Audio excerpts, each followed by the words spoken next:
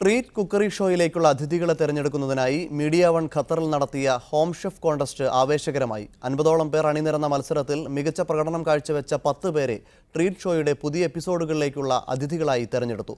ആവേശകരമായ മത്സരത്തിൽ തൃശൂർ ഷംന ഉബൈദ് 1ാം സ്ഥാനം നേടി.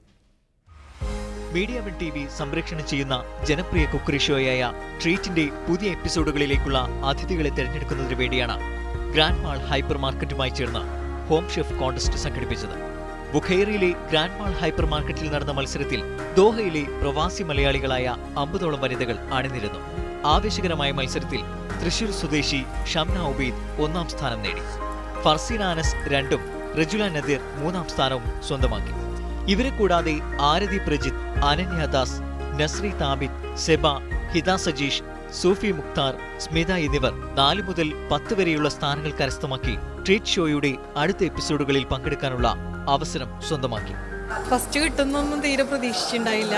കിട്ടിയപ്പോൾ ഒരുപാട് സന്തോഷമുണ്ട്. ഇനിയാണ് ശരിക്കും പറഞ്ഞാൽ കോൺസെൻട്രേറ്റ് ചെയ്യേണ്ടത്. ഇതുവരെ അങ്ങനെ ഒന്നും വിചാരിച്ചിട്ടല്ല അതിലൊന്നും പങ്കെടുത്തത്. ഇൻഷാ അല്ലാഹ്. Grand mall hyper market MD Ashraf Chirakkal ഫലപ്രഖ്യാപനം നടത്തി.